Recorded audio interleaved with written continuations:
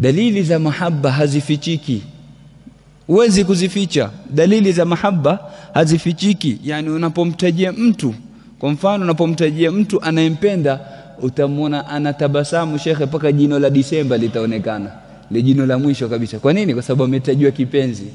Ndivyo inavyokuwa. Mtu ukitajiwa chochote unachokipenda. Leo njoo watajie watoto tu maplayer wa mpira, kama ni maplayer wa timu yake, umsikia atakavyokusikia raha, hataki umalize, nataka umzungumzie yule player paka mwisho. Vipi napokuwa ni mahaba ya Mwenyezi Mungu na mahaba bwana Mtume Muhammad sallallahu alayhi wasallam? Kwa hivyo huwezi kudai kuwa wampenda Mungu, ama huwezi kudai kuwa wampenda Mtume sallallahu alayhi wasallam alafu anapotajwa unakunja uso, ama anapozungumziwa sana likawa la kuudhi. Yani mtu huko anakuambia mimi nampenda kimaneno, lakini tukija katika shawahidi, katika dalili, haya akizungumzwa Mtume darasa moja darasa mbili, hamuzidi sasa mwabudu. Hivi kumzungumza Mtume darasa mbili tatu mkumwabudu? Mahaba yenu yamvuka mipaka. Ni mpaka gani wa mahaba? Hebu tujuzeni ili tusiuvuke. Hivi mahaba yana mipaka? Ni mipaka gani ya mahaba? Lazima tutofautishe kati ya mahaba na i'tiqad. Kitu cha makosa ni i'tiqad. Unapofika katika itikadi, kuitakidi kuwa huyu ananufaisha pasi na Mwenyezi Mungu Subhanahu wa Ta'ala, ama anadhuru pasi na Mwenyezi Mungu, umfika katika mlango wa itikadi, ni pabaya. Ndipo walipofika Mayahudi na Manasara, wakasema Mayahudi, waqalat al-yahudu Uzair ibn Allah, waqalat an-nasara al-Masih ibn Allah. Mayahudi wakasema Uzair ni mtoto wa Mungu, umfika kwenye itikadi, na Manasara wakasema Masih ni mtoto wa Mungu. Lakini kuna Muislamu hata mmoja aliyosema Muhammad ni ibn Allah? La hasha, wala halitatokea.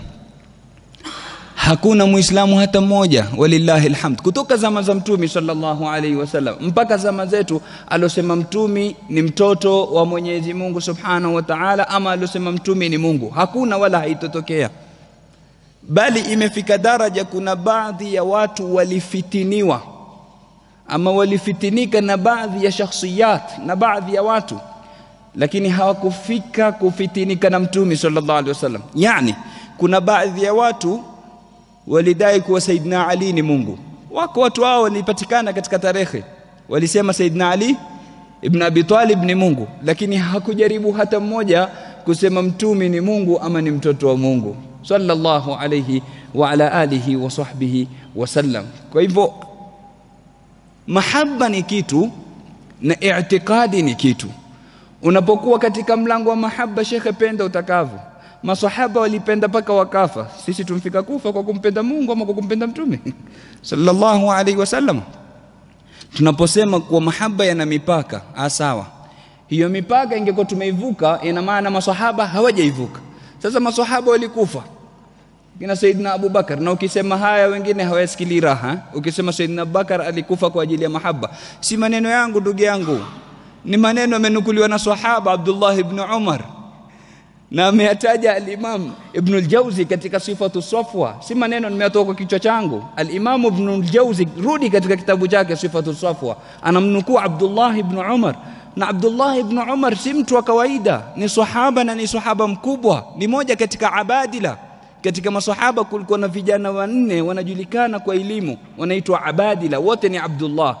Abdullah ibn Umar, Abdullah ibn Abbas, Abdullah ibn Amr ibn al-As na Abdullah ibn Zubair. Hawa wanaitwa abadila. Walifika daraja mpaka ukisikia kaulu al-abadila, hiyo haina shaka kabisa inapokuwa impitishwa na wote Abdullah wanne. Abdullah ibn Umar anatuambia sababu ya kufa Sayyiduna Abu Bakr ilikuwa ni nini? Ni mahaba yake kwa Mtume sallallahu alaihi wasallam. Alafu nakuja wewe zama hizi unasema maneno si ya kweli. Mkusikize wewe, nimsikize Abdullah ibn Umar? Nimsikize nani mimi? Nimsikize sahaba ama mkusikize wewe? Ridwanullahi alaihim ajma'in. Kwa hivyo ikiwa sahaba Rasulillah walifika daraja wakafa kwa ajili ya mahaba, sisi hatujafa bado, ina maana wao wamvuka mipaka. Sisi tulivuka vipi mipaka ikiwa mpaka leo hatujafa? Ni upi mpaka huo wa mahaba? Lazima tutofautishe kati ya vitu viwili. kati ya ulu na ghulu. Tofauti ni nukta tu, kitone. Huku aini haina kitone na kule ni ghaini, untia kitone ikabadilika ikawa ni ghaini. Kwa hivyo badilia ulu kuna nini? Ghulu. Unaposema ni ghulu, kuvuka mipaka katika kumpenda sana Mtume sallallahu alaihi wasallam, umekosea, toa kitone. Ni ulu, ni ujuu. Na ndivyo alivyoamrisha Mtume sallallahu alaihi wasallam apendwe sana, na akasisitiza katika mlango wa mahaba, la yu'minu ahadukum hatta akuna ahabba ilayhi min walidihi wa waladihi wan nasi ajma'in. Mtume akututahadharisha na mahaba. Hakuna hata hadithi moja Mtume asema msinipende sana, hakuna. Ambapo kuna vitu Mtume anatutahadharisha navyo kama dunia. Mtume asema nama akhsha alaykum ad-dunya an tanafasu fiha, mimi naogopea dunia msije mkashindana ndani yake ikawa mko mbioni kutafuta dunia. Lile alotuogopea Mtume sallallahu alaihi wasallam, ambapo kwamba nini ni dunia, watu wako mbioni, mughraquna fiha, watu wanaenda mbio ndani yake wala hawaoni chochote. Lakini hili ambalo kwamba Mtume hakututahadharisha nalo, ndio watu watuhofia nalo, kwamba usifanye. Angalia litakufikia katika shirki, litakufikisha katika shirki.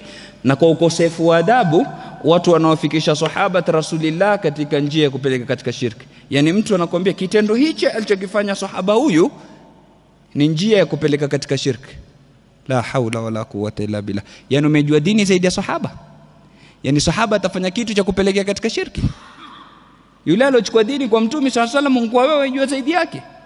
Abdullah ibn Umar radiyallahu anhuma, huyu bwana alikuwa na mahaba si ya kawaida kwa Mtume sallallahu alaihi wasallam. Mahaba yake ilimfikisha daraja akawa pale anapopakanyaga Mtume na yeye ataka kukanyaga pale pale. Yani katika kumfuata Mtume sallallahu alaihi wasallam alikuwa hana mfano. Mara wanasafiri, anaonekana Abdullah ibn Umar anamfunga mnyama wake katika mti, na safari yaendelea, msafara waendelea. Watu wanamshangaa, mbona ya Abdullah, mbona umfunga mnyama wako? Anasema tulipita na Mtume hapa akamfunga mnyama wake. Allah, angalia mahaba. Tulipita na Mtume akamfunga mnyama wake, na mimi nataka kujiiga na yeye. Nitamfunga baadaye, nitamfungua tuendelee, lakini ni muige Mtume katika kile kitendo alichokifanya. Mara anaonekana anamwaga maji sehemu. Shekhe, vipi, mbona umwaga maji? Asema nilipita na Mtume hapa nikamwona akimwaga maji. Sasa angalia namna alivyokuwa Abdullah ibn Umar, ana shiddatul mutabaa, anamfuata Mtume kwa hatua, kila hatua. Alafu anakuja mtu katika zama zetu anakuambia Abdullah ibn Umar alikuwa kilifanya lile laweza kupelekea katika shirki. Astaghfirullah alazim. Kisha toa wakati tuasema kina fulani watu kana maswahaba, na hili utasema nini? Kina fulani wamesema maswahaba waliritadi, na hili utasemaje hili la kusema maswahaba waelekea katika shirki? Kwa hivyo mahaba hayana mipaka. Mpende Mtume sallallahu alaihi wasallam kwa daraja ambayo kwamba utawezeshwa na Mwenyezi Mungu Subhanahu wa Ta'ala. Na Mtume hakutukhofia mahaba, wala hakusema tutafanya shirki kwa bali hakutukhofia hata shirki Mtume sallallahu alaihi wasallam. Tunasoma sahihi ya Bukhari na tutafika katika hadithi. Mtume sallallahu alaihi wasallam anasema, na al-Imam al-Bukhari ameitaja mara 5 takriban katika hadithi hiyo katika sahihi yake. Mara ngapi? 5 anaikariri. Anajua kwa sababu tutafika wakati kuna watu watakuwa hawafahamu haya, watakakukaririwa.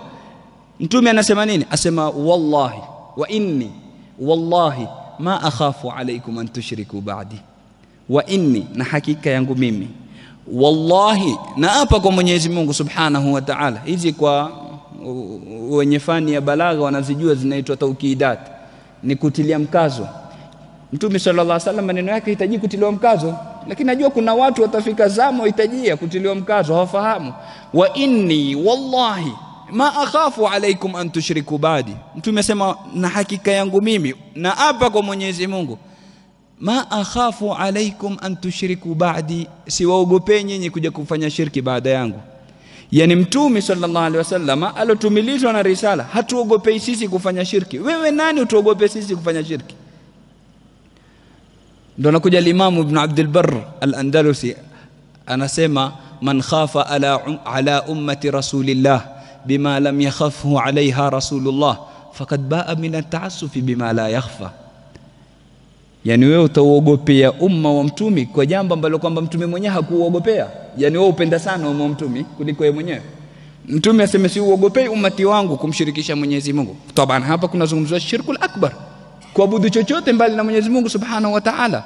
Akuzungumzia ashirkul asghar zile kina kibri, sijui ujbi, kuna riyai, kuna zile shirki ndogo ndogo zile zipo. Sasa utapata mtu anamwogopea Muislamu mwenzake shirki kubwa ambapo yeye mughraq katika shirki ndogo ndogo. Pengine kibri ni chake, riya ni yake, lakini hazione zote hizo, ataka kumuingiza Muislamu mwenzake katika shirki kubwa. Sasa mtume ashatupa dhamana, ashatuambia si waogopei kufanya shirki. Mimi nawe nani tuogope ummati wake kufanya shirki? Kwa hivyo apende Rasulullah sallallahu alayhi wasallam, zama katika kumpenda, kufa katika kumpenda, haina mipaka. Madamu hujafika katika i'tiqad, madamu hujafika kuitakidi ni Mungu, ni mtoto wa Mungu, anufaisha bila Mungu, adhuru bila Mungu, madamu hujafika huko, mpende utakavyoweza kumpenda. Na siku zote maulama wanatuambia almuhibbu la yara ishkala, mwenye kupenda haoni matatizo, tofauti na kinyume asiyependa. Na siku zote mambo yanamchanganya changanya, kila kitu anakiona ni tatizo. Muhibba haoni ni tatizo. Sasa inafika daraja mtu anakuambia bana Rasulullah kasa'il barid, mtume wa Mwenyezi Mungu kama yule mfanyikazi wa posta tu, mfanyikazi wa posta, ama tuseme kama mfanyikazi wa DHL ama TNT na kampuni yoyote katika hizo kampuni za mizigo. Mfanyikazi wa posta kazi yake nini? Achukue ile barua ilotumwa akuletee, akupe ende zake.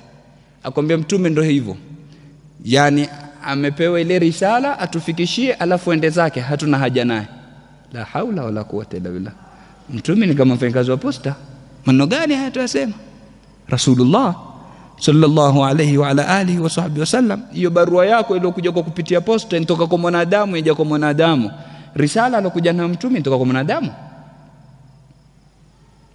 Huyo mfanyakazi wa posta ni yoyote, manhaba wa dabba, mtu yoyote anayetaka kazi anaandikwa. Mtume sallallahu alaihi wasallam ni anayepewa utume ni mtu yoyote. Allahu a'lamu haythu yaj'alu risalata, Mwenyezi Mungu ajua wapi anaweka risala yake. Haya, mfanyakazi wa posta ana ruhusa ya kuifungua barua kuisoma? Risala alokuja na mtume wa kwanza alisoma nani? Ni yeye Rasulullah sallallahu alaihi wasallam. Na sisi hatukuweza kuifahamu mpaka alipotufahamisha yeye mtume sallallahu alaihi wasallam. Yule bwana anayekuletea barua kutoka posta wamwambie ifungue, isome, nieleze ile ndani. Tutumia vipimo gani jamani? Mizani gani tunakwenda nazo? Vipi unamfananisha mtume na Rasulullah sallallahu alaihi wasallam na sa'il barid? Sisi tunataka barua, tunataka risala, na tunamtaka yule aliyokuja na risala sallallahu alaihi wasallam. Na ikiwa wamkataa hapa duniani, wasema unataka barua tu, umtaki mwenye kulea nayo, basi na siku ya kiyama pia usimtafute. Siku ile ambapo umma wote watakuwa wanamwendea mtume sallallahu alaihi wasallam, wanataka shufaa, usimwendee, humuhitaji, wamwendea nini? Huko mkumbuka wakati wa raha huko. Utakwenda kumkumbuka wakati wa shida, atakumbuka vipi? Mtume sallallahu alaihi wasallam atuambia udhkur rabbaka fi ar-rakha'i yadhkurka fi shidda. Mkumbuke Mola wako wakati wa raha, atakukumbuka wakati gani? Wakati wa shida, sio? Na vile vile Mtume sallallahu alaihi wasallam, mkumbuke wakati wa raha, atakukumbuka wakati wa shida. Sahihi hapa duniani una raha, mkumbuke Rasulullah sallallahu alaihi wasallam, zama katika kumpenda, kithirisha kumswalia sallallahu alaihi wasallam. Ndo lile jina lako kama anavyosema mwenyewe, anayeniswalia hufikishiwa. Mwenyezi Mungu unregeshia roho nikafikishiwa, fulani amekusalimia, fulani amekusalia. Sasa lile jina lako likikaririka kule kwa mtume, fulani fulani fulani, atakukumbuka siku ya shida, ukienda wataka shufaa kwake Rasulullah sallallahu alayhi wa ala alihi wa sahbihi wasallam.